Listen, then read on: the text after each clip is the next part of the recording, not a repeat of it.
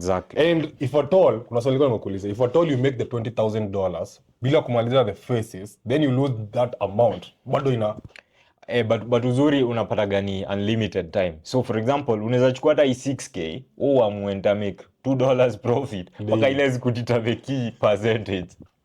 As it is something that you can do, but sasa haitakuwa inakuhelp. Ndio maana mimi husema vitu za funded na hizi ma challenges. Yeah. Enda full magin, go full throttle. Bora ifike mahali unadai. Bora ufike tu funded, uko best. Sasa hapo unatumia luck, man. Bro, this world is about luck, bala. Bila by I don't. Yes, of course, kuna the skill side of trading, kuna the skill side of forex, derivative or binary, but a lot of it is luck na the amount of hours you spend there.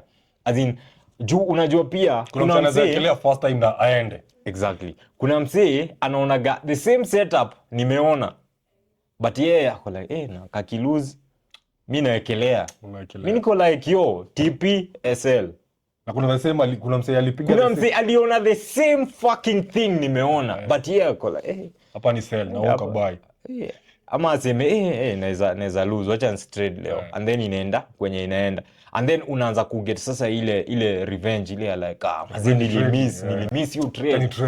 Ama una lose juka kuna paraga kama mimi nikiwa na stop loss yangu na I get hit, hiyo day nimefunga, nimemaliza ku trade. You make yours nikimake ile do nafaa ku make nimeachana nayo. Kuna msee ata lose $20 na alikuwa ameamua leo na lose $20 pekee, aseme mazine za make do sai aseme revenge trading, a lose 40 ingine, a lose 20. Mwisho wa siku msee ame lose over $700 aki revenge trade. Na ni kitu ange avoid ba aseme wacha tu leo tuseme imededi, wacha tu backtest kesho tuone vile itakuwa, then tuingie live tena.